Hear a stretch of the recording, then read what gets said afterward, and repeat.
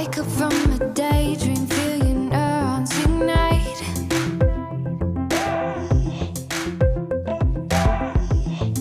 Levitate your body, thoughts and limbs reunite. So come on, come on, come on, rock a two-step, shake them bones. So come on, come on, come on, taste the rhythm on your tongue.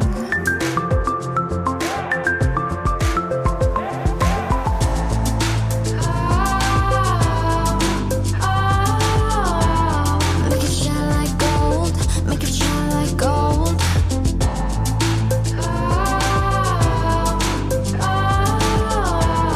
Make it shine like gold, make it shine like gold, gold.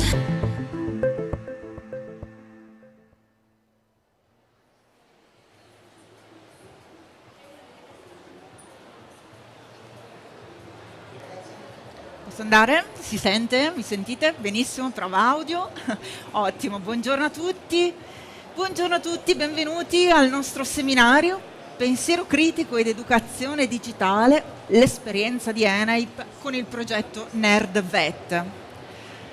Grazie a tutti di essere qui, grazie a quanti hanno scelto il nostro incontro all'interno della programmazione culturale della fiera e sono qui con noi nell'area eventi dello stand ENAIP presso la Fiera di Verona in occasione dell'edizione 2022 di Giove Orienta e grazie anche a quanti ci stanno seguendo in streaming. Io mi chiamo Daniela Dalzotto e coordino progetti internazionali presso ENAIP Veneto e ENAIP Net. ENAIP Net è un consorzio nazionale di enti di formazione professionale. Rappresentiamo assieme 90 centri di formazione, principalmente in tutto l'arco del nord Italia. Offriamo servizi educativi ogni anno a 40.000 utenti e abbiamo circa 1.000 dipendenti, 4.000 collaboratori. Questo consorzio è nato nel 2016, quando gli ENAIP regionali di Piemonte, Lombardia, Veneto e Friuli Venezia Giulia hanno deciso di unire le forze, non soltanto le forze, anche pensieri e talenti, per lavorare assieme su alcuni progetti, alcune tematiche che ci stanno particolarmente a cuore, come ad esempio l'inclusione sociale e lo sviluppo delle competenze che ci accompagnano nella transizione green e digitale.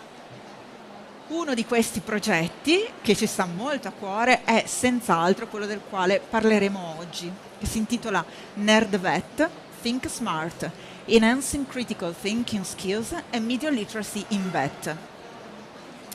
Lo faremo grazie ai nostri ospiti.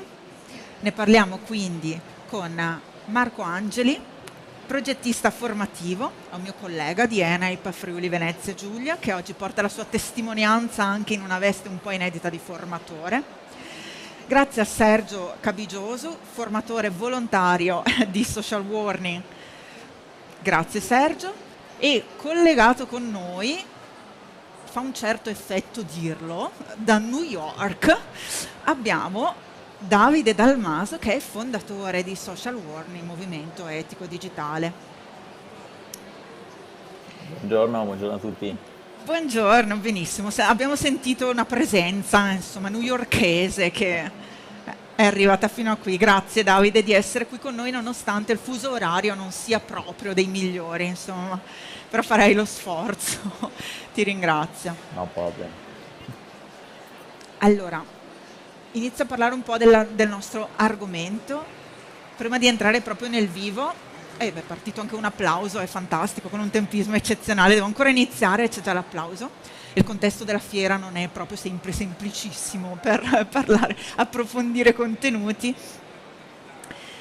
Però facciamo un piccolo esperimento. Chiedo a quelle persone che sono qui presenti, anche a quelle che sono collegate online, vi siete mai trovati a condividere sui social una notizia che poi si è rivelata essere una fake news, una notizia falsa?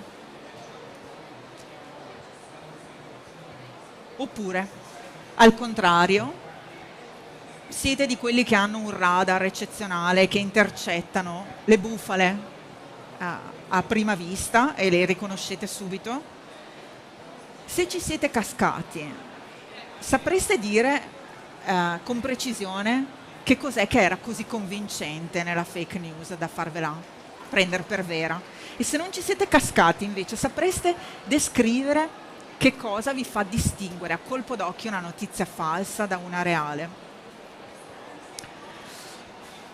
Domande per ora aperte. Posso rispondere io? Ma certo. Sì, a me è capitato.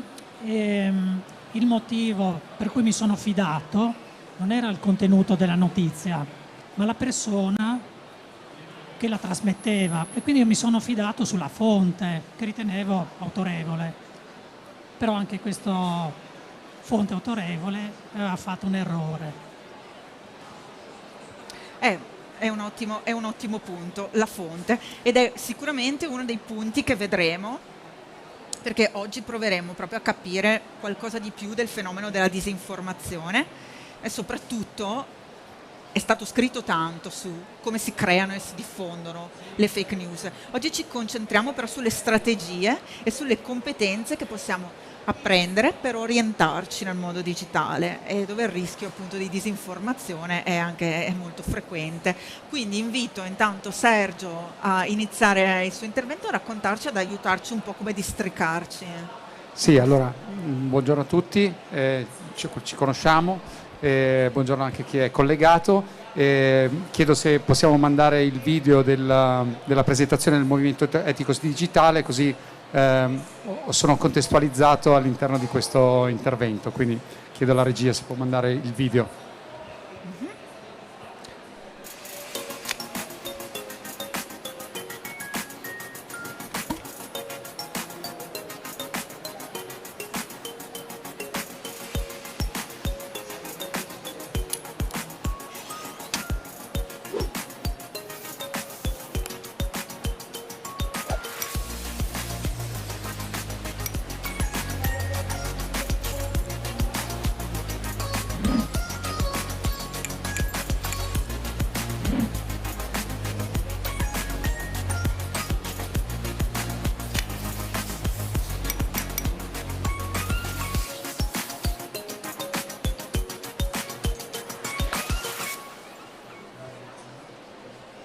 Grazie.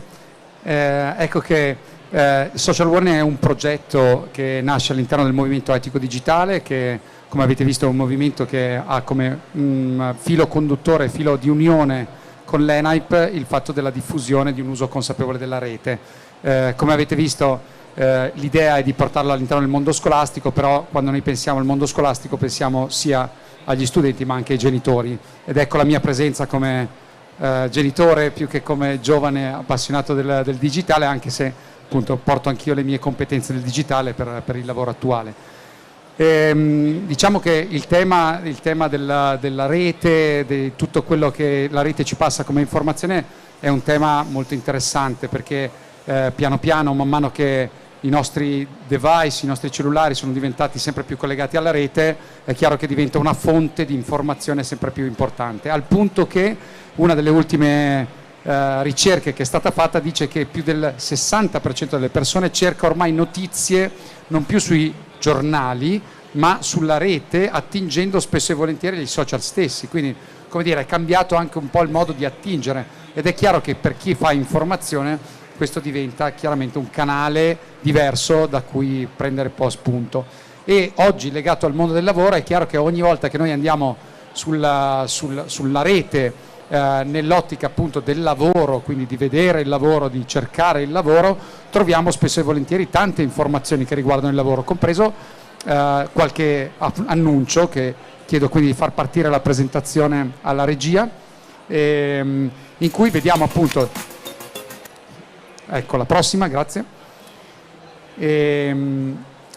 vediamo appunto degli annunci che ci possono sembrare interessanti, perché ci offrono delle opportunità, grazie mille, che però non sempre è facile capire se questa informazione è affidabile o meno. Per esempio questo articolo è un annuncio di lavoro dal vostro punto di vista è affidabile o non è affidabile?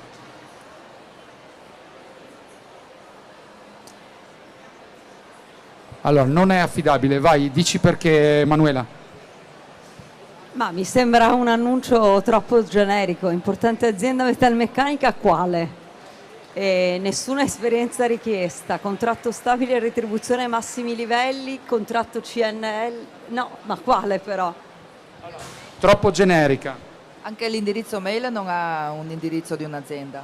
L'indirizzo non è un indirizzo di un'azienda. Sì, massimi livelli e anche l'indirizzo Allora, l'indirizzo, i massimi livelli CNL, poi con uno della CISL, è chiaro che qua andiamo subito a toccare un tasto dolente. Allora, eppure questa potrebbe essere un'opportunità, chi lo sa, no? Siamo sempre, pensate magari, noi siamo un pochino più navigati, ma pensate un giovane che magari sta alla ricerca, che vuole trovare, vuole anche impegnarsi nella ritrova, quindi trova questa informazione e chiaramente veramente lo devo mollare, veramente quello lì è una cosa che io lascio andare, non gli mando neanche un piccolo CV che magari forse è un'opportunità. Eh sì, cavolo, quelle robe lì bisogna lasciarle andare, perché un annuncio dove invece posso fidarmi un po' di più è fatto in modo diverso, no? Allora guardiamo questo annuncio, cos'ha questo annuncio che te lo rende un po' più affidabile? Ci sono maggiori dettagli. Ok, inizio ad avere qualche dettaglio in più, no? Iniziamo a vedere, l'inizio è simile, perché spesso e volentieri quando questi annunci sono fatti dagli recruiter di aziende terze, è chiaro che magari l'azienda non la citano per evitare il contatto diretto, però cosa vediamo che ci rassicura un po' di più? Intanto è specificata la figura professionale e poi si richiede esperienza in analoghe posizioni. Ok, quindi abbiamo una figura professionale molto specifica, quindi HR Director, sviluppo organizzativo, inizio già ad avere un'idea un po' più precisa. A te cos'è che convince di questo? Andiamo dalla CISL, che la CISL ci aiuta sempre. Vabbè, c'è il riferimento alla legge sulla privacy, ci sono delle cose più specifiche, insomma. Ok, più specifico, e poi c'è anche qualche riferimento normativo che ci fa dire ok, se lo invio qua, comunque stiamo parlando di una legge sulla tutela per esempio dei dati personali. Vai. E c'è il riferimento dell'annuncio.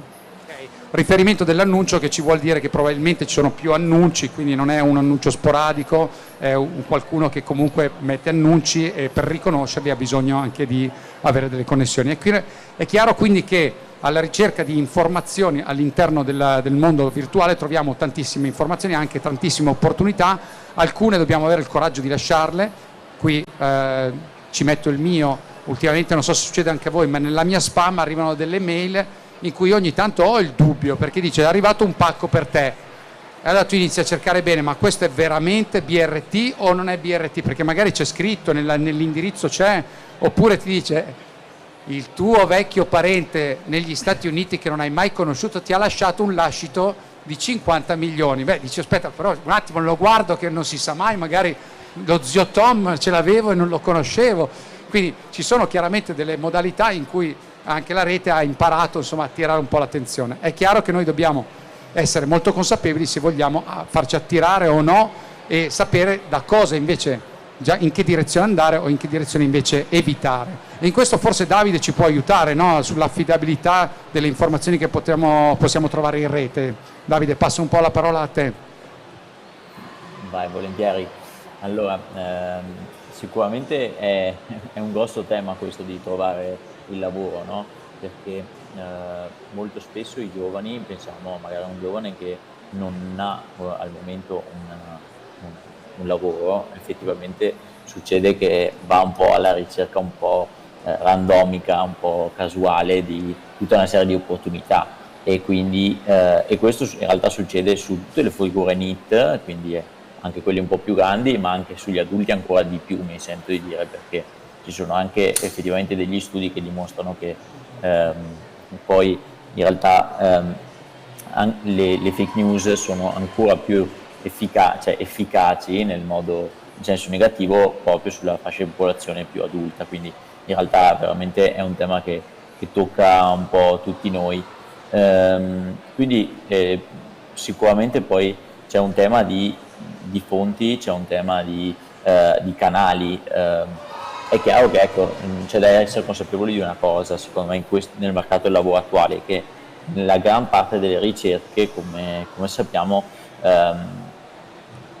spesso l'azienda non ha ancora espresso la sua volontà di cercare una figura, no? Perché quindi sta cercando, ma non l'ha ancora messo su LinkedIn, perché banalmente metterlo su LinkedIn su una job opportunity ha un costo, piuttosto che con un'agenzia ha un costo, no? Quindi spesso, in particolare le aziende del territorio con cui ho lavorato, ho visto proprio questa dinamica in cui stanno cercando ma non lo stanno ancora comunicando, e quindi anche lì bisogna essere bravi e soprattutto proattivi nell'andare a intercettare un certo tipo di opportunità, e su questo LinkedIn mi sento di dire che è molto spesso un amico.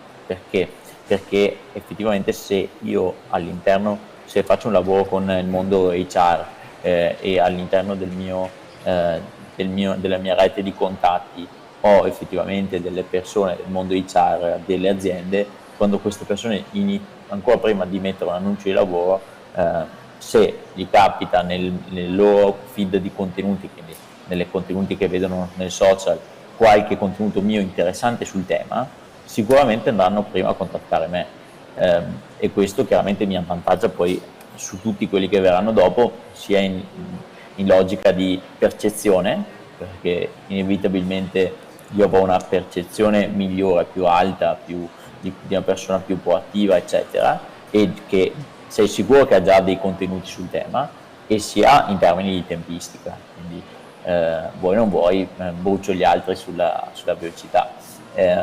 E questo anche inevitabilmente, questo tipo di dinamica non mi espone ovviamente al tema della fake news, no? Perché è molto più facile, cioè è molto più diretto. Invece sul tema degli annunci fake, eccetera, a me viene tanto in mente una dinamica che in realtà colpisce tantissimo, in questo caso più i giovani, che è la dinamica in cui escono degli annunci di lavoro, delle opportunità, tra virgolette, all'interno di Instagram e TikTok, che sono molto spesso delle opportunità che adesso smetterò di usare la parola opportunità perché non lo sono, in cui delle situazioni di guadagno facile, no? Sono andato a Dubai e in 3 mesi ho comprato la Lamborghini, piuttosto che se investi X sicuramente ti troverai a guadagnare Y, quindi ci sono una serie di situazioni in cui è effettivamente molto importante stare attenti, perché anche questi temi molto spesso si intrecciano un po' con un altro tema che so che è caro a Eneip e anche a noi del Movimento Etico Digitale, che è quello dell'educazione finanziaria, no? Perché inevitabilmente se io non ho formazione, non ho informazione, non ho consapevolezza su ciò che sono tutti i temi del guadagno, vuoi non vuoi, del denaro, mi succede poi che quando mi arriva l'annuncio e che mi dice investi in X cripto di un certo tipo, di una cripto mai sentita, perché se lo fai diventi milionario, e per farlo però prima acquista il mio corso da 500 euro in cui mi mostri delle scene che tu sei a Dubai o a New York, no dai, più a Dubai, che giri dall'attico, eccetera, che dici di lavorare 2 ore al giorno. È chiaro che e purtroppo è estremamente reale, è estremamente un problema questo in realtà, anche a livello statistico, di numeri di giovani che poi alla fine ci cascano e ci rimettono magari 500-600 euro, che però a quell'età lì sono probabilmente il 100% dei soldi, almeno io probabilmente era il 100% dei soldi che avevo in conto quando ero teenager. Davide, ti faccio una domanda un po' fuori dagli schemi, però so che tu per esempio hai cercato nella tua organizzazione, quindi nella tua impresa, hai cercato anche figure all'estero. Immagino che usi la rete, e se sì, quando usi la rete per esempio per le ricerche che fai, se non mi ricordo male in Cina, no? Hai cercato per esempio il personale, qual è, per esempio, come hai fatto a renderti affidabile? Ecco, mettiamola così parliamo anche magari di un'esperienza più concreta che forse ci può aiutare a inquadrare il tema. Beh, allora, in primis, io nel caso del mondo cinese è un po' più complicato a dire la verità, perché hanno anche dei social, delle dinamiche loro, no? Ma penso che nel caso abbiamo cercato qualche figura all'estero, inteso nei paesi tipo US, effettivamente qualche collaboratore qui in zona, e come ho fatto, effettivamente il mio primo step è stato andare a cercare dei profili su LinkedIn, e allora lì la parola, cioè secondo me la parte fondamentale è la parola chiave, no? Perché effettivamente io cosa sono andato a cercare? Sono andato a cercare una persona esperta nel mondo del Web3, del metaverso, ok? Avevo bisogno di una persona che ne sapesse già di questi mondi, no? Quindi di tutte le dinamiche legate sì, alla realtà aumentata, piuttosto che al mondo del metaverso, eccetera. Avevo bisogno di una persona che avesse già creato dei progetti in questo senso per un progetto di una grande azienda con cui collaboro. Okay. E effettivamente lì, vuoi non vuoi, c'è un punto semplice che però è discriminante, che è: se tu nel tuo profilo hai scritto che ne sai di questi temi, io ti troverò. Se tu semplicemente magari ne sai, ci lavori, ma nel tuo titolo c'è scritto soltanto programmatore, che ne so, o marketing o comunicazione, e non hai nessuna di queste parole chiave, io non ti troverò mai. Quindi mi viene da guardare proprio la fonte, no? Certo. Quindi effettivamente che se io questa parola non l'ho inserita, io non troverò mai il collaboratore. Io, una volta che trovavo dei profili, gli scrivevo, iniziavo a interagire con loro, capire cosa stanno facendo, piuttosto che, e dopo gli spiegavo un po' l'opportunità, il progetto, e da lì fissavo una video call, sinceramente. Ok.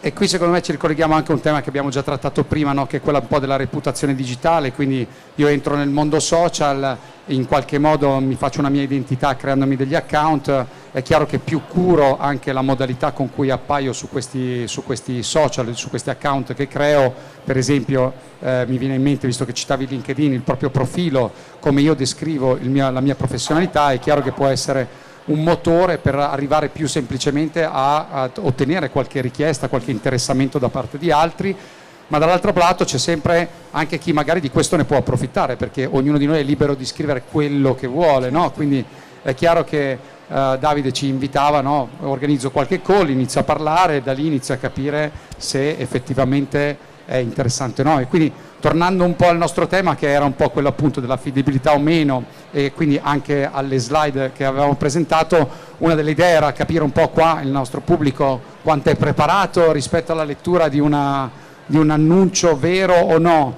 E quindi chiedo alla regia se mi rimette la presentazione, e così facciamo un bel quizzone. Davide, vediamo qua quanto sono preparati i nostri partecipanti.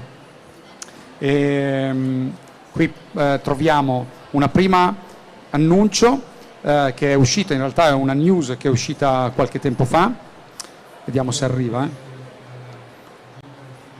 che riguarda un personaggio che ha preso piede nei social, ci ha avuto la sua annata di successo, quasi come la Ferragni, però poi il suo successo è anche scemato molto più velocemente, e che era il nostro amico Talking Tom. Non so se ve lo ricordate, un gattone che tramite un piccolo applicativo poteva essere fatto parlare, no?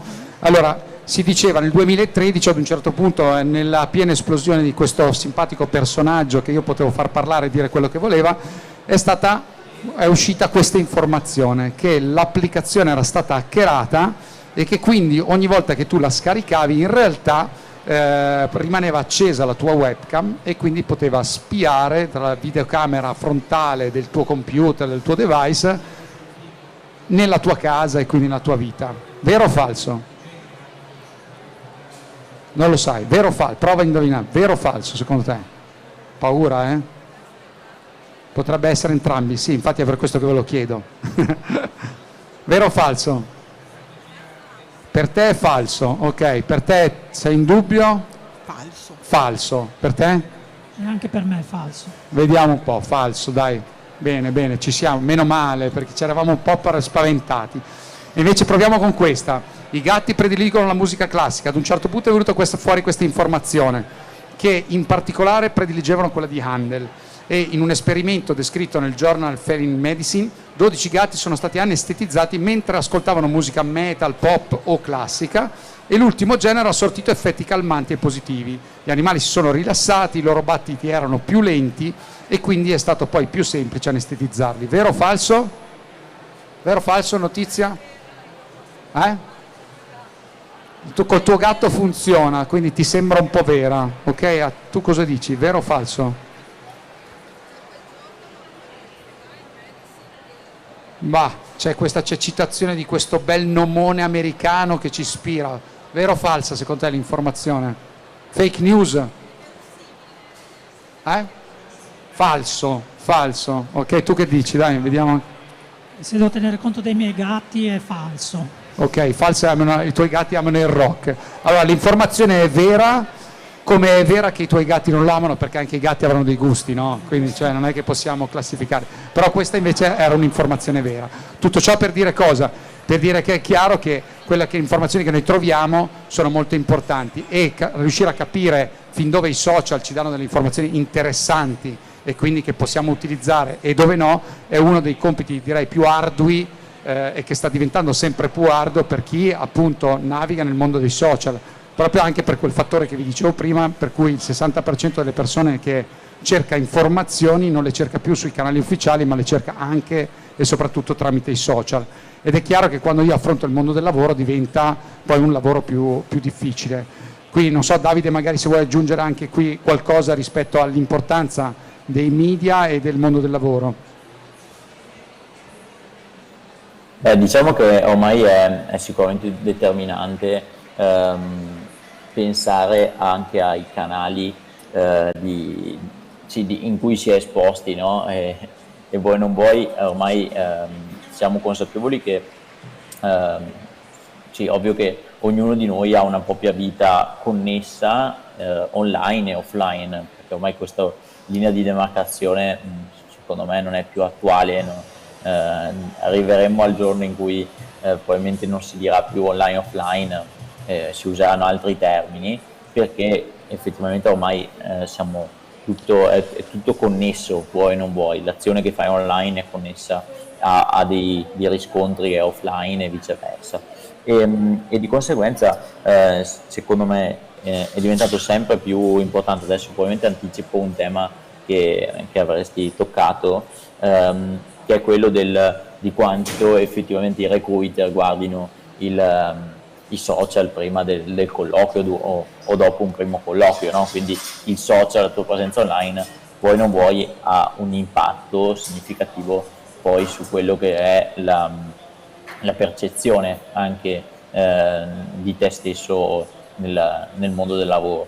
Una cosa però che è da dire, questa cosa qua, che secondo me l'abbiamo martellata, passatemi il termine, ai giovani in tantissime conferenze, non tanto noi in Social Learning, ma in generale il mondo del lavoro, eccetera, è diventata una cosa che i giovani ormai sanno effettivamente, ha però creato un effetto boomerang, che è quello di far sì che i giovani tendenzialmente creino dei canali sempre più chiusi, sempre più privati, sempre più nascosti, oppure facciano in modo che una serie di loro immagini, una serie di video che fanno, li mettono sotto un avatar falso e quindi con il loro nome e cognome effettivamente non si trova nulla online. E il tema è, allo stesso tempo invece altri anche amici proprio, miei cari amici, sono proprio tolti del tutto da dei canali social con i loro profili, proprio perché hanno detto a me questa cosa che mi guardano i profili social, ho capito che è negativa e quindi faccio meno. Ma la vera domanda, e questa la giro a voi, è quindi questa dinamica vale per tutti i lavori, ovvero il fatto di non essere social, non essere online, quindi non essere neanche controllabili in qualche modo dal recruiter, è un fattore positivo o è un fattore negativo? E se è negativo, in che tipo di esperienze? Vai, giriamo la Di cui domanda. lavori. Allora, è positivo o negativo essere asocial, non social? Per la mia esperienza limitata non è possibile essere social, nel senso che nel momento in cui entri in un'attività, ma vedo anche nella scuola, si richiede anche agli allievi, anche noi formatori, di avere una serie di dispositivi per cui non possiamo farne a meno, se no siamo tagliati fuori. Impossibile essere asocial. Può essere un fattore effettivamente negativo perché desta sospetto, desta una certa aurea di come mai questa persona non appare da nessuna parte. Anche il silenzio parla in questo senso? E dipende anche un po' dal ruolo che si ricopre, nel senso che ci sono posizioni lavorative, penso al mondo della sanità, se uno è psicologo non può avere un profilo social, credo che vada ad impattare proprio sulla qualità del suo lavoro. Non parlarne a me, io sono un libero professionista, diciamo che una parte del mio, non ho un sito ma ho un profilo naturalmente professionale su LinkedIn, per me sarebbe sicuramente un elemento limitante, quindi certo può essere una scelta, conosco anch'io alcune persone come Davide che hanno fatto questa scelta, però diventa poi anche un certo limite il fatto oggi di non voler essere sui social e non voler utilizzare i social, quindi sarebbe un peccato. Ma secondo me bisognerebbe fare un passo indietro rispetto alla domanda posta, che significa qual è il mio obiettivo, qual è la mia strategia, che cosa voglio. E a partire da queste considerazioni io allora poi dico ok, mi conviene essere social, non mi conviene essere social. Faccio solo un esempio che va indietro nel tempo. Negli anni 80, quando sono nati i REM, quindi Stipe e compagnia bella, loro hanno fatto una scelta di trasmettere pochissime immagini di loro, e questo per creare un'aurea di mistero, così come anche nel modo di cantare, nei testi, quindi loro tendevano a coprire. Poi quando sono diventati famosi hanno cambiato strategia, quindi secondo me bisogna fare un passo indietro. Grazie. Assolutamente, cioè, comunque chiedersi sempre l'obiettivo per cui si fanno certe cose è importante. Il tema è che spesso arriviamo a fare un account social magari per esigenze, perché ci dobbiamo collegare o perché siamo curiosi, ma magari questo ragionamento non l'abbiamo fatto, ci troviamo poi a aver comunque iniziato una vita social con una sua reputazione senza aver pensato bene allo scopo. Questo lo dico che vale per i social, ma vale in realtà anche magari nella nostra vita reale, cioè la partecipazione a qualche gruppo, a qualche iniziativa in cui poi ci chiediamo esattamente qual è lo scopo. E se torniamo alle slide, torno anche velocemente alla chiusura del mio intervento, nel prendere un po' consapevolezza comunque di come funziona il mondo oggi, cioè il mondo oggi funziona che comunque il 55% dei candidati pensa che i social non li rappresentino, lo pensa, però effettivamente se c'è comunque un'immagine, se c'è una qualche identità, se c'è qualche account, qualche fotografia, qualche video, in qualche modo ci rappresenta.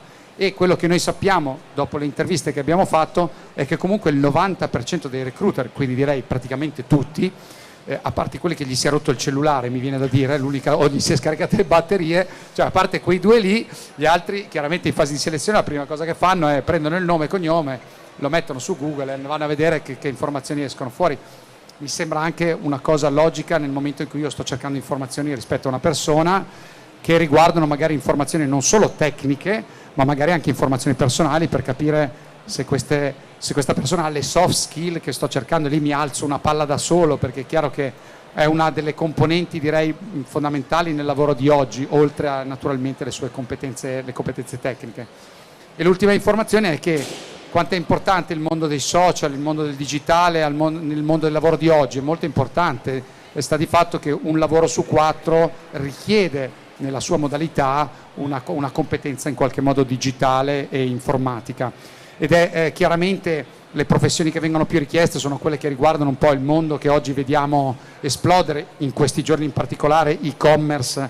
Non parliamo oggi, domani Black Friday Week, e-commerce specialist. È chiaro che in questi giorni sono i più richiesti, ma anche in questi anni sono naturalmente molto richiesti. Dall'altra parte c'è il tema che affrontavamo prima, cioè tutte queste informazioni che girano, aziende che hanno dipartimenti che si parlano su WhatsApp, che tremano naturalmente i loro IT manager all'idea di come gestiranno la cyber security per magari alcune informazioni che vengono passate tramite questi canali, ma come altri naturalmente mestieri che hanno a che fare più magari con software classici che riguardano il mondo della progettazione, che piano piano evolvono insieme all'evoluzione anche dei lavori che vengono fatti. E quindi naturalmente tutte professioni che diventano interessanti per chi, come i ragazzi che abbiamo qui oggi, stanno cercando un lavoro, stanno anche affacciandosi al mondo del lavoro e cercando di capire da che parte andranno a parare. E penso che su questo tema sicuramente Davide può fare un ultimo suo commento derivante dal fatto che appunto lui è uno di quelli che nel mondo digitale non solo ci lavora ma dà anche lavoro, quindi magari una tua ultima battuta per chiudere i nostri interventi. Io ne approfitto per ringraziarvi e poi passo la parola agli altri e lascio a Davide la chiusura dell'intervento. Sì, secondo me il digitale è in primis un'opportunità. Io l'ho visto un po' sul mio percorso, effettivamente ho trovato l'opportunità di andare all'estero, di lavorare all'estero grazie al digitale, e successivamente quando sono tornato in Italia mi è venuta l'idea un po' pazza, mi sento di dire, di aprire la partita IVA. Avevo 20 anni, però mi trovavo allo stesso tempo senza connessioni perché i miei genitori non avevano non hanno mai fatto un lavoro in qualche modo connesso a imprese eccetera, e quindi mi sono trovato nella posizione di dire ok, adesso com'è che trovo dei lavori. In quel caso non devo trovare un lavoro solo, ma devo trovare più clienti, no? Per la mia attività legata ai social media, no? Legata ai social media marketing. E una cosa che ho fatto è stata iniziare a utilizzare tanto LinkedIn e utilizzare in modo proattivo in realtà tutti i social, in particolare nel mio caso LinkedIn, e ho fatto una mossa che è stata postare ogni giorno per 570 giorni consecutivi alle 18:30 postavo un consiglio su LinkedIn di 3 righe su come utilizzare meglio i social per le aziende principalmente. Quindi io praticamente prendevo tutte le mie competenze, tutte le cose che avevo letto all'interno di libri, di corsi eccetera, di tutti gli corsi di aggiornamento che facevo, e semplicemente le traducevo in 3 righe, 2 righe.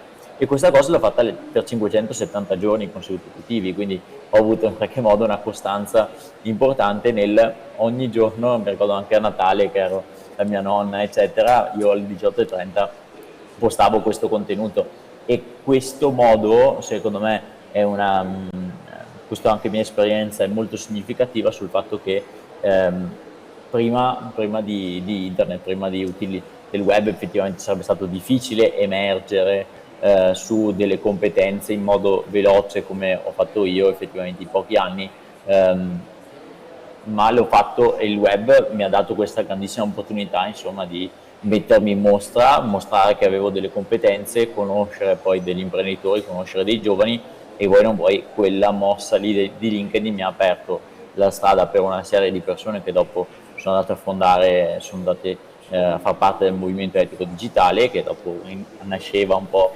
in quegli anni lì, e la stessa cosa nel mio mondo lavorativo. Quindi vuoi non vuoi, LinkedIn, i social sono un grande amplificatore, no? Io la vedo così, sono un megafono, un amplificatore che amplifica quindi gli aspetti negativi molto spesso, ma soprattutto amplifica gli aspetti positivi. Sta a noi insomma usarlo in modo consapevole per sfruttarlo insomma per i nostri talenti. Proprio così Davide, grazie mille, grazie anche a Sergio. Allora, intanto Davide hai lanciato praticamente una sfida, cioè questi 570 post, adesso basta, è una challenge, vuol dire che da stasera, insomma, bisogna assolutamente farne almeno 572, devo già iniziare a trasformare tutte le mie competenze in tips. Però a parte gli scherzi, grazie di aver calato anche questo tema nostro della disinformazione nel contesto della ricerca di lavoro. L'esempio che avete fatto della vacancy aperta, dell'annuncio farlocco, chiamiamolo, dell'annuncio più serio, è molto interessante per noi che ci occupiamo di formazione professionale ovviamente. lo useremo ancora. Mi permetto prima di lasciare la parola al collega Marco Angeli, di fare qualche considerazione un po' più generale per tornare sul tema della disinformazione. Abbiamo parlato insomma dell'incredibile potenziale che internet offre, è una fonte di informazioni, questo l'abbiamo capito, anche per chi sta cercando lavoro, ma non solo, è un flusso continuo di informazioni a nostra completa disposizione, alle quali possiamo accedere con gran semplicità, possiamo crearle senza filtri, senza mediazioni e condividerle. E questo può dar luogo un po' a un'illusione, all'illusione cioè che le porte della conoscenza si siano aperte finalmente a chiunque abbia uno smartphone e una connessione decente. Però basta dare un'occhiata ai social media per capire che a tanta informazione non corrisponde necessariamente conoscenza, e sono due cose un po' differenti. Tante informazioni non bastano per produrre conoscenza. Ciò che ci può aiutare per orientarci insomma in questo mondo invece che produce anche tanta disinformazione è una competenza, un'abilità, un set, un insieme di comportamenti anche che è molto più antica di internet, che si chiama pensiero critico e che è stato il tema fondamentale del nostro progetto Nerdvet. Lascio a Marco di spiegarvi bene di cosa si tratta e di come l'abbiamo affrontato.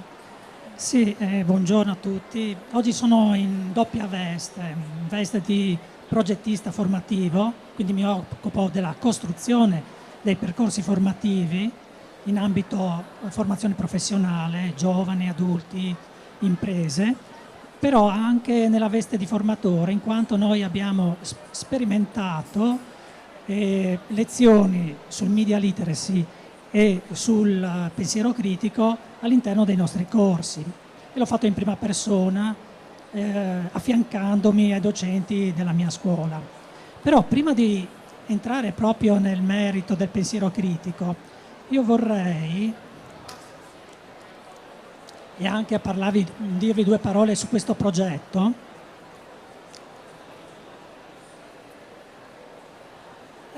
Io vi farei vedere subito uno dei prodotti di questo progetto. Noi abbiamo sviluppato delle animazioni, sono dei brevi video animati che hanno l'obiettivo di spiegare in pochissimo tempo un concetto. Perfetto, grazie. Oggi, con internet e gli smartphone, puoi comunicare con chiunque e dovunque nel mondo.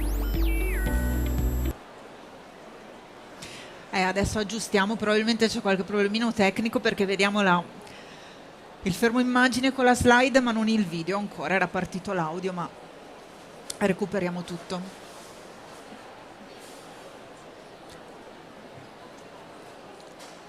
Dicevi Marco che sono micropillole.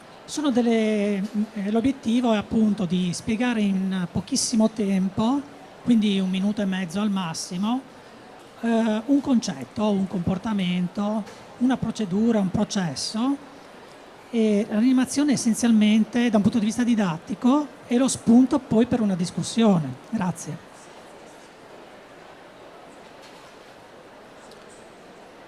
E quindi queste animazioni non devono essere presentate come delle risposte definitive, cioè delle verità, bensì devono essere viste sempre con uno spirito critico e quindi anche eventualmente messe in discussione.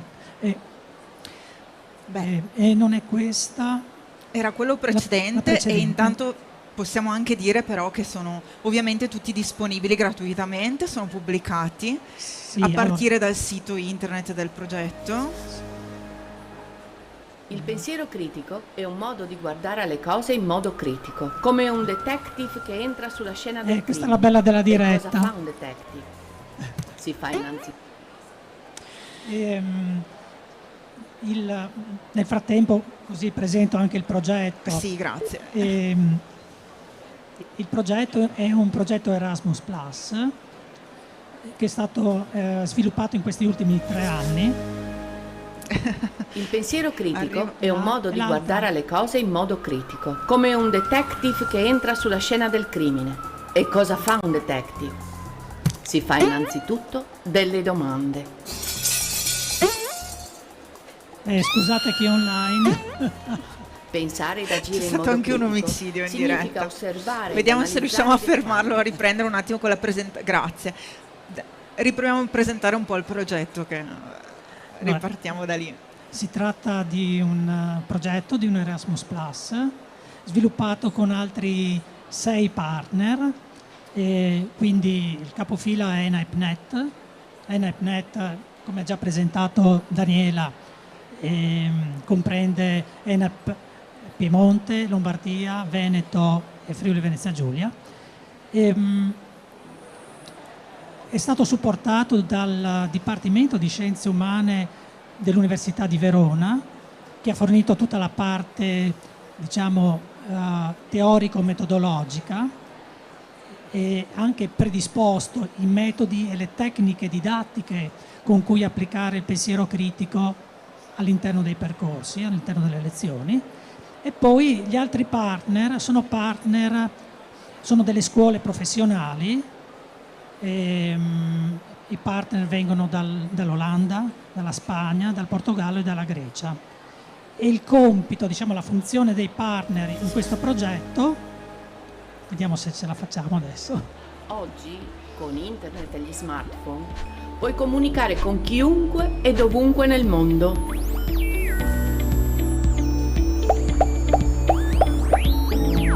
In futuro, anche con alieni provenienti da galassie lontane. Puoi scoprire cosa succede nel mondo attraverso giornali online e social media.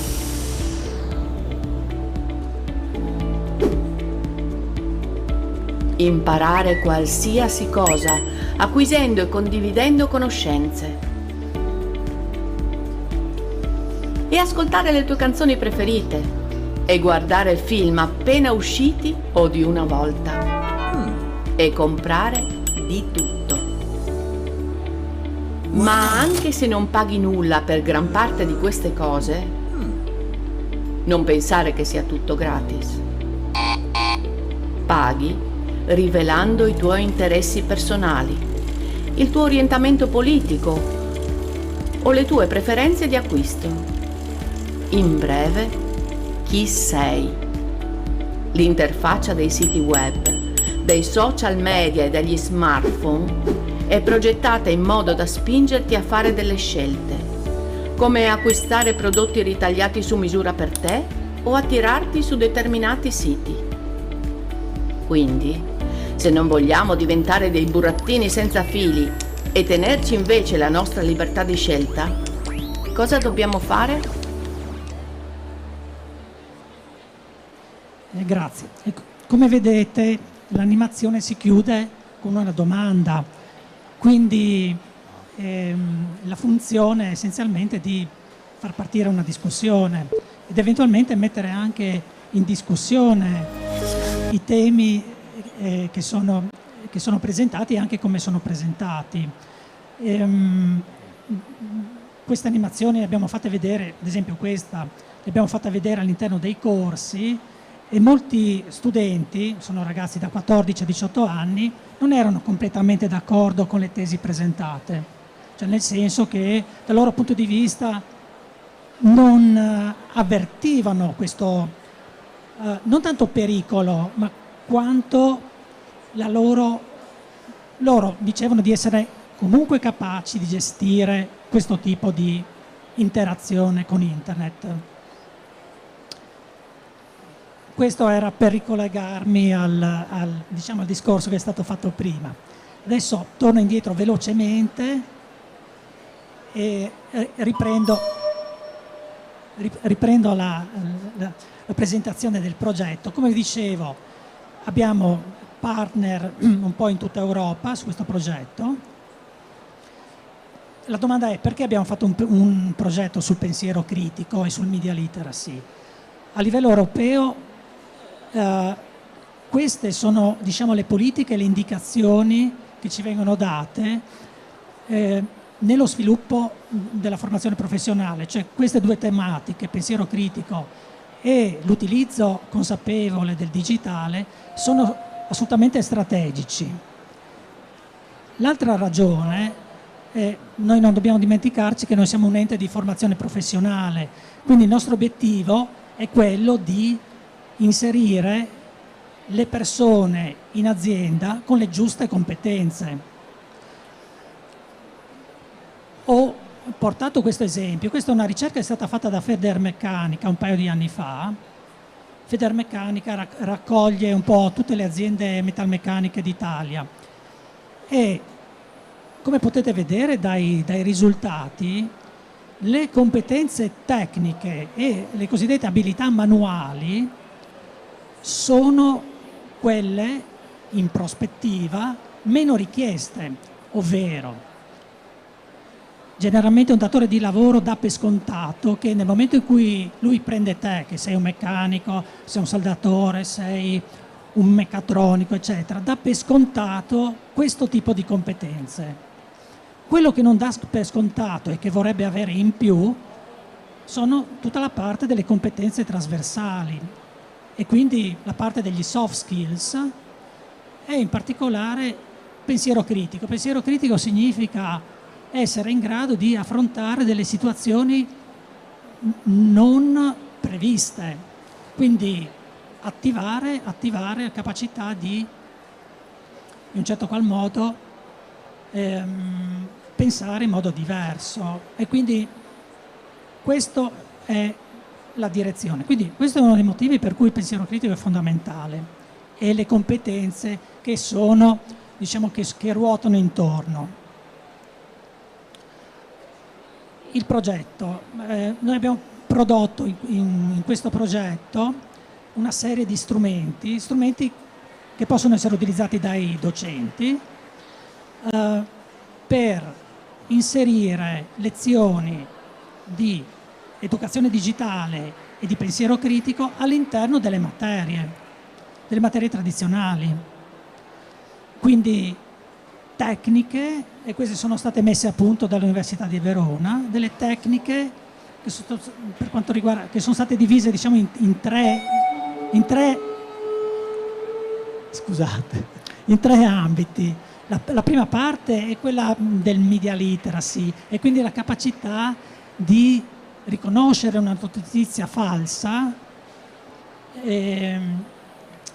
a partire dall'utilizzo e dalla ricerca di fonti affidabili.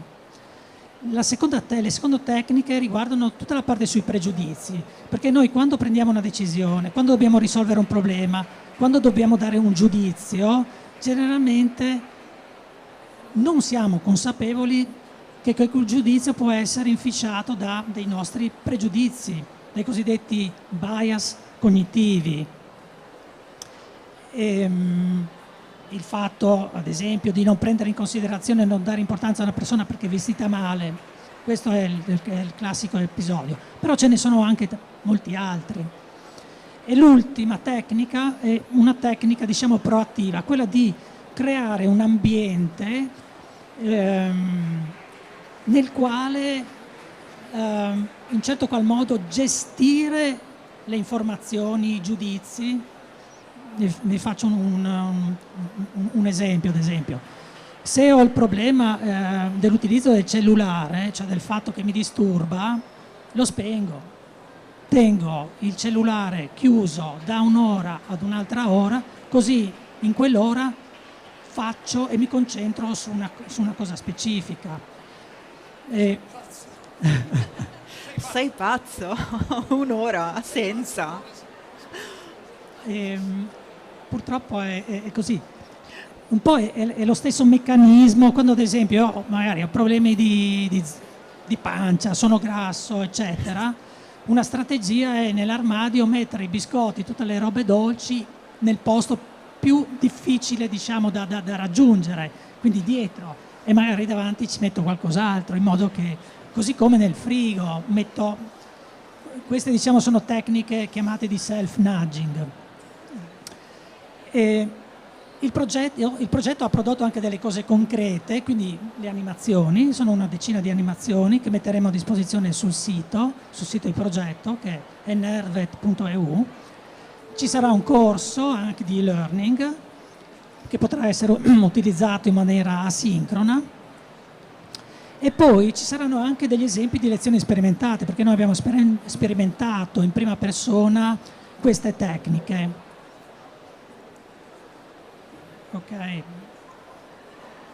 le abbiamo sperimentate nel corso dello scorso anno scolastico, coinvolgendo una quarantina di docenti in giro per l'Europa e circa 400 studenti, a cui ho partecipato anch'io come docente.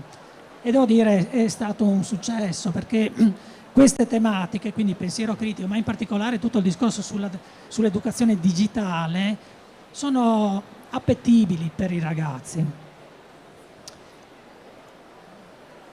Allora, questo abbiamo già visto, possiamo andare avanti. Vi faccio una domanda al volo. Se io dico pensiero critico, voi cosa vi viene in mente? Una cosa al volo. Dubbio. Razionalità. Out of the box. Anche a me veniva dubbio, però qui si vedono delle immagini, sicuramente pensiero critico, vengono in mente filosofi e quindi. A me viene in mente discernimento. Consapevolezza. Volevo dire consapevolezza, quindi raccolta di informazioni.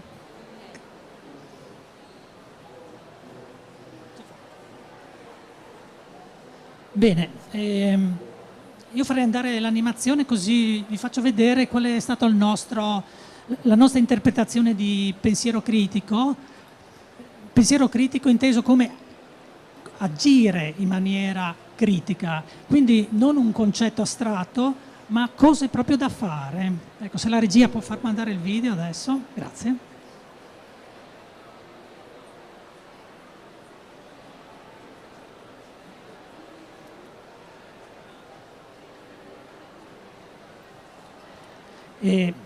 È critico non solo il pensiero, anche il video. Il video a volte è un po'. Comunque sta arrivando. le 3 foto sono 3 testimonials. Stiamo aspettando tutti di vedere il Dottor House, quindi non c'è l'audio. E cosa fa un detective? Si fa innanzitutto non c'è il pensiero video. critico è un modo di guardare alle cose. E vabbè, anche tu però Sergio, vuoi tutto? Scusate, l'audio, il video, anche so tu. di essere pretenzioso, ma ho un pensiero critico che mi assale. Dicevi che avete scelto 3 testimonial del pensiero critico. Diciamo, li ho scelti io. No. Vabbè, ecco, il Dottor House si è portato a casa a metà delle donne, quindi questo lo sappiamo. Gli altri 2? E visto che di altre donne non ce n'era in questa selezione. Gli altri 2 li conoscete? Qualcuno li conosce? Allora, Dr. House è un risolutore di problemi, perché lui non cura le persone, risolve degli enigmi. E gli altri 2 chi sono? Adesso andiamo a memoria, però non li vediamo neanche più. Quindi qualcuno ha idee? Li ha visti? Non li ha visti? Cioè, quando non si sa così, no, non li ho visti. No. Il Dottor House l'abbiamo visto tutti, però, Cioè, ammettiamo la nostra ignoranza. Okay. Aiutaci, ti prego. Il pensiero critico è un modo di guardare alle cose in modo critico, come un detective che entra sulla scena del crimine. E cosa fa un detective? Si fa innanzitutto delle domande.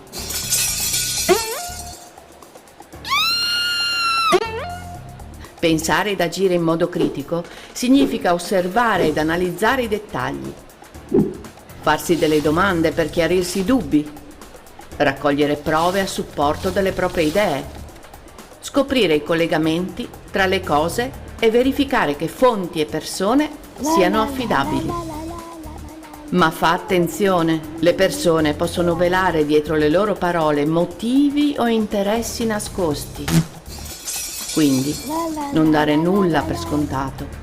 Rimani aperto a qualsiasi spiegazione ascolta opinioni diverse dalle tue, ma sentiti libero di dubitarne e non avere mai paura di fare domande. Alla fine, metti assieme tutti gli elementi raccolti e formula una tua ipotesi, ma sii pronto a cambiare idea se e quando dovesse emergere qualche nuova prova. Solo alla fine di questo processo puoi dare un giudizio o prendere una decisione. Ma soprattutto mai saltare a facili conclusioni, perché non si sa mai dove si possa finire. Io pensavo fosse ketchup. Aperto a tutte le possibilità. Bene, in questo caso abbiamo usato l'analogia dell'investigatore, quindi l'investigatore adotta tutte le tecniche del pensiero critico, così come quello dello scienziato. In questo caso gli altri due personaggi sono Karl Popper, che è un filosofo della scienza del secolo scorso, che è, diciamo, il padre dell'epistemologia, quindi del metodo scientifico. E l'altro non lo conosce nessuno, ma è strafamoso, è Conan Doyle, il creatore di Sherlock Holmes. E quindi anche in questo caso l'idea di associare il pensiero critico quindi a un investigatore famoso.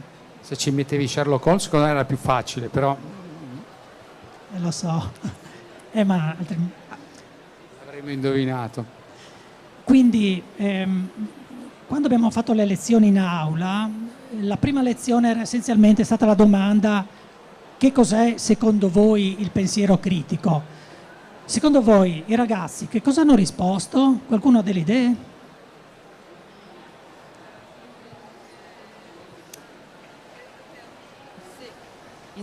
Avranno detto che è un pensiero che va a criticare gli altri. Perfetto, questa è la risposta. È la nostra formatrice, effettivamente. Sì, è il famoso cyberbullying. Esatto, diciamo la risposta è stata questa, e l'altra risposta che ha coperto il 98% è stato boh. Merito il 2% che comunque un'idea ce l'aveva, insomma, ecco. Quindi diciamo siamo partiti da qui.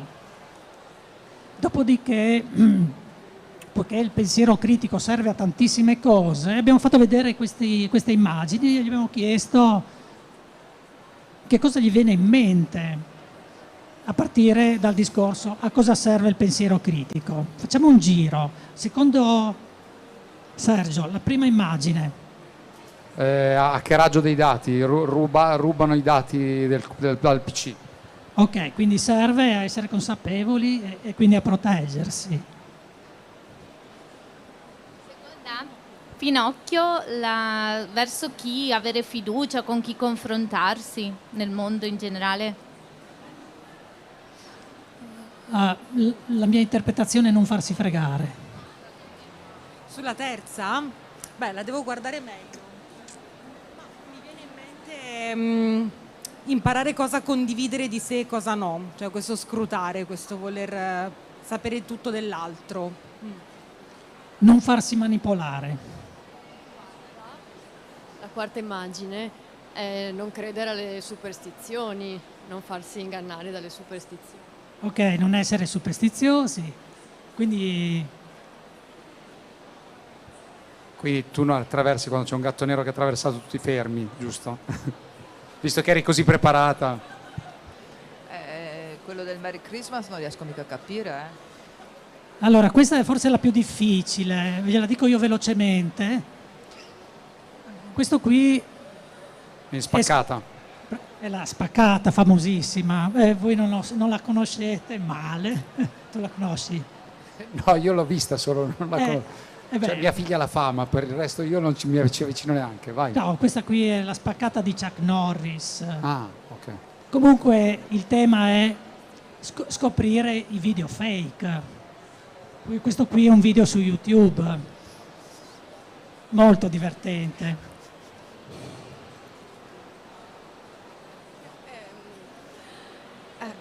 È Bart lì, appunto, che è difficile interpretare, secondo me, questa immagine, paura di tutti quei tasti, complessità.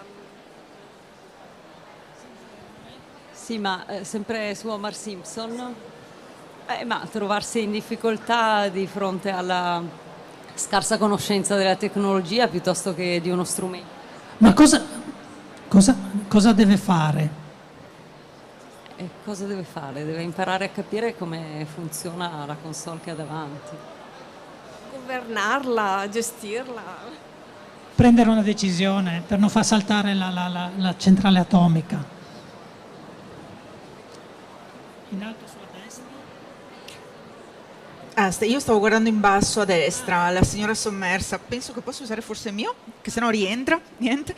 La signora in basso a destra mi viene a dire un foglietto alla volta, un pezzo alla volta, quella sommersa di scartoffia. Lì si tratta del cosiddetto concetto self-nudging, cioè di creare un ambiente che ti permette di gestire le cose, quindi la gestione del tempo, l'organizzarsi, questo è il concetto.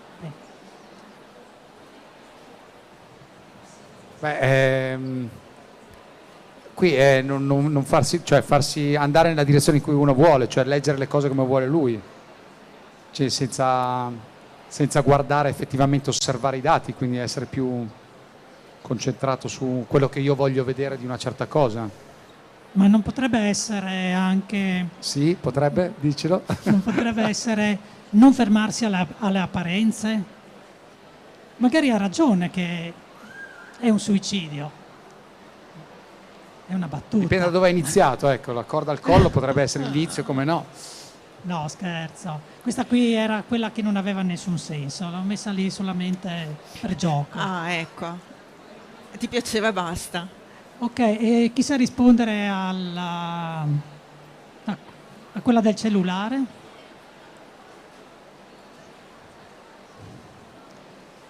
Magari ricorda un po'... La vita dell'uomo collegata al mondo social. Sì, esatto. Ricorda un po', non so, Neuralink di Elon Musk, il fatto di collegare il cervello al device. Questi sono ecco, io adesso mi fermo qui. Il senso di questo inizio era coinvolgere questi ragazzi a partire da quello che sanno loro, da quello che essenzialmente gli viene in mente, e quindi anche le lezioni che abbiamo fatto hanno funzionato perché non gli abbiamo portato qualcosa di, diciamo, già premasticato, abbiamo sempre cercato, diciamo, di partire da quello che sapevano loro. E chiudo solamente con un piccolo aneddoto, perché abbiamo anche trattato il tema dei pregiudizi, quindi la domanda che facevamo: ma secondo te, secondo voi, che pregiudizi ha l'insegnante su di voi? E voi che pregiudizi avete sugli insegnanti? Quindi abbiamo fatto anche questo discorso. E a proposito dei miei pregiudizi, poiché una delle classi, che era una classe di elettricisti, il 50% era fatta di stranieri provenienti dai Balcani, Romania, eccetera, una cosa che ho detto, beh, fra gli stereotipi che ci sono, i pregiudizi è che ad esempio i serbi non possono vedere i kosovari, e i kosovari sì, non amano tantissimo i serbi, così come gli albanesi non amano i serbi, no? E a un certo punto un ragazzo alza la mano e mi dice: no prof, guardi che Jetmir, che è il mio migliore amico, è albanese, io sono serbo, quindi quello che si è scoperto è che io avevo un pregiudizio. Chiudo qui, vi ringrazio perché mi pare che sono col tempo. Grazie Marco, sì, abbiamo un po' sforato, però d'altronde abbiamo avuto anche i nostri problemini tecnici, poi non so se si sente, sicuramente qui in presenza siamo stati così avvolti da una musica estremamente coinvolgente, non so se anche da casa chi ci segue in streaming la sente. Comunque grazie Marco anche di questo excursus sui prodotti del progetto. Vi ricordo di andare a visitare il sito di Nerdvet, www.nerdvet.eu, li trovate tra l'altro disponibili in diverse lingue, in tutte le lingue di progetto. Se volete scoprire gli altri progetti invece di ENAIP.net, il sito è www.enaip.net. Infine vi invito anche ovviamente a seguire le iniziative di Social Warning, Movimento Etico Digitale, sui loro social, sul loro sito socialwarning.it, corretto. Vi auguro un buon proseguimento con Job Orient, vi invito qui nello stesso posto domani ad un nuovo appuntamento, si intitola Digital Detox alle 14.30, sarà sempre in compagnia, insomma si consolida questa collaborazione con Social Warning. Nel pomeriggio alle 14.30 invece di oggi abbiamo un altro appuntamento con Houston Abbiamo un problema, è un incontro sul tema delle start-up e dell'innovazione. Alle 16.30, sempre qui presso lo stand ENAIP a Job Orient 2022, l'incontro Supportare senza invadere. È un incontro che parla di orientamento, del supporto ai giovani, della capacità di affiancarli nelle scelte importanti senza appunto essere troppo invadenti, per scoprire, metterli nelle condizioni insomma di scoprire i loro talenti. Quindi la nostra programmazione prosegue, vi invitiamo qui o in streaming a seguirci e buon proseguimento a tutti voi. Grazie a Sergio Capigioso di Social Warning, grazie a Marco Angeli di ENAIP Friuli Venezia Giulia, Davide Dalmaso se sei ancora con noi da New York, ringraziamo anche a te. Probabilmente ci ha salutato, e grazie a tutti voi. Arrivederci.